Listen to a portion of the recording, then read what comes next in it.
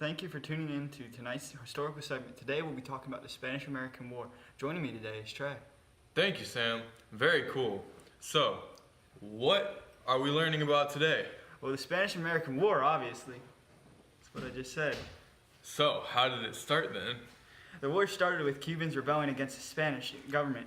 The U.S. felt sympathetic and sent a battleship into mission. While the Marine an explosion occurred and was blamed on the Spanish.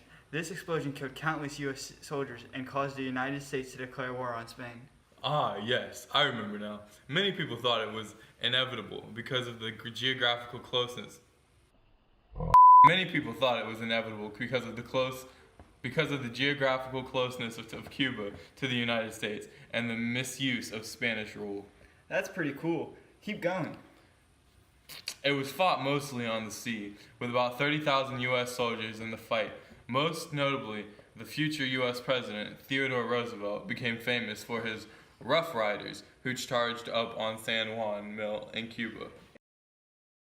I'm here on scene in Spain with Pedro Garcia. Pedro, tell me, what do you think the U.S. should have done after the Spanish-American War? Victory changed the U.S. and the Platt Amendment changed relations, so they are more positive, but I don't like how the USA controlled Cuba after the war. Well, how do you feel about the Spanish-American War in general? Well, I don't feel like it's our fault that the war started. I just feel that the Spanish-American War started because of the USA. How do you feel about Puerto Rico before the Spanish-American War? Well, when Puerto Rico was invaded, I was very upset. I liked how it was when the Spanish controlled it because it was independent.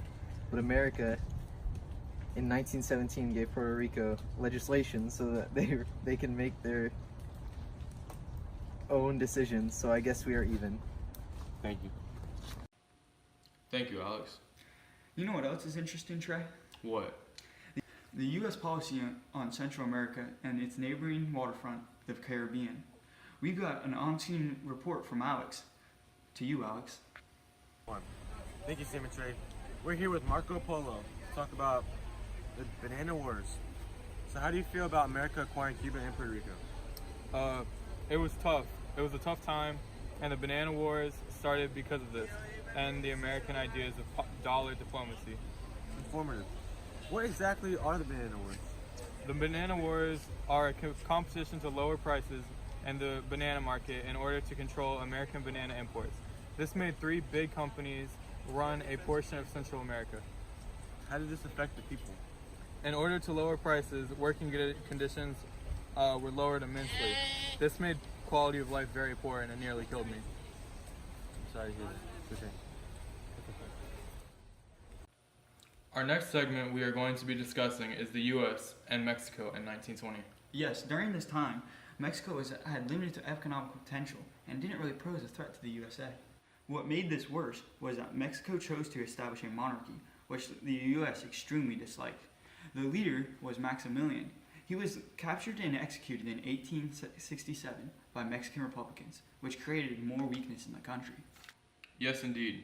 Due to the degree of instability in 1870, the U.S. was encouraged to invest and expand into Mexican territory.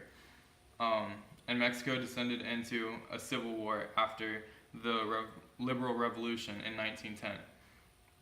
The U.S. was concerned due to the Panama Canal construction. I am here live from Mexico speaking with Juan Lopez. Now Juan, tell me, what was life like during the economic and political instability in 1867? Well, life was very rough, having to deal with all the chaos going on. How so? Can you explain? Well, due to economic instability, the economy was broken, and many of us working class farmers were affected. Income was slow, and people struggling all around. How did Emperor Maximilian play a role in this instability? It was awful. In fact, so awful, he was murdered by Mexican Republicans. U.S. involvement didn't help either because they were mainly here for their own interests. Thank you. I'm sorry. Back to you, Trey and Sam. In our next interview, we'll be discussing a more controversial subject, the Panama Canal. Is that so? Let's find out. Here's Alex for another on-scene report. Thank you, Trey and Sam. Now we are interviewing Eduardo Mendez. How do you feel about the United States forcing Panama to build the canal? It helped the economy, but it killed many of Panama's people and cost lots of money. So it upsets you. Yes, very much so. It is a disgrace to our country and its people. Would you say that the United States' reason for building the Panama Canal justifies the conditions it was built under? Absolutely not. There is no reason for their government to treat our people that way. Thank you for the insight, Mr. Mendez. Back to you, Sam. Thanks for the excellent interview. Well, what about what the U.S. did to the Dominican Republic? Our on-scene reporter, Alex, has yet another interview lined up for us. To you, Alex. Thank you, Trey and Sam. I am here live in the Dominican Republic with Carlos Rodriguez. Carlos, tell me, why do you think Roosevelt sent U.S. Marines to the Dominican Republic in 1809? Well, I believe he wanted to stop European powers from taking action to collect debts owed to them. Is that all? Seems like there's more you can tell us. Well, the more likely reason is that they wanted to protect the massive U.S. investments that were in the Dominican Republic. What other information do you know about the situation? Well, with the U.S. controlling the DR economy, the U.S. becomes the protectorate of the Dominican Republic. The U.S. Marines later returned from 1916 to 1924 to protect U.S. interests and more. It is also my understanding that you lived here in the Dominican Republic at the time. You're Dominican, right? Yes, I lived there for a long time. The U.S. was in control of everything. The U.S. was in control so long that a U.S. Marine trained a man named Rafael Trujillo, and he took over as a dictator. He ruled with extreme brutality for over 30 years. He allowed the U.S. to control everything, and the U.S. business interests ruled over the entire economy. Thank you. You heard it live in the Dominican Republic. Back to you, Trey and Sam. I'm here live in America with Sam Gulla. Tell me, what do you think about the United States sending troops to Nicaragua? Well, I feel like they improved the condition, you know? Nicaragua was in a bad place at the time. Do you feel like the United States' involvement in Nicaragua had a lasting effect? I feel like it made them slightly more stable, you know? As the country was kind of going through a lot of tough times.